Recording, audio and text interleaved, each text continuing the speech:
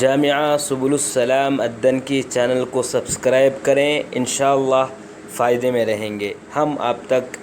مفید ویڈیوز پہنچائیں گے۔ السلام علیکم ورحمۃ اللہ وبرکاتہ۔ محترم ناظرین، اب آئیے یہ معلوم کرتے ہیں کہ اگر کسی آدمی کے رمضان کے روزے چھوٹے ہیں، رمضان کے روزے چھوٹے ہیں اور اس آدمی کو رمضان کے روزے رکھنا ہے، تو کیا وہ آدمی رمضان کے روزے پہلے قضا کرے گا یا عاشوراء ہے تو عاشوراء کا روزہ رکھے گا، یا چونکہ اس کو جو ہے رمضان کے روزے رکھنے ہیں اس لیے عاشوراء کا روزہ نہیں رکھے گا؟ تو اس کا جواب یہ ہے کہ وہ آدمی عاشوراء کا روزہ رکھے گا، کیونکہ قضا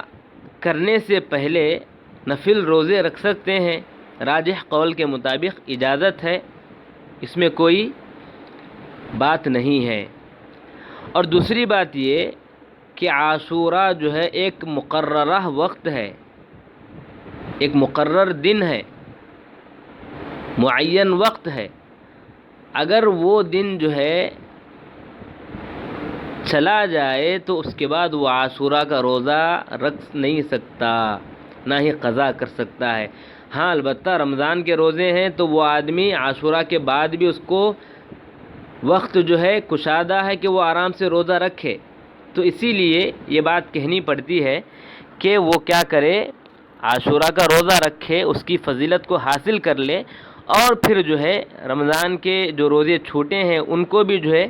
باقاعدہ قضا کرے اور دونوں کی فضیلت کو حاصل کر لے۔ واللہ اعلم بالصواب۔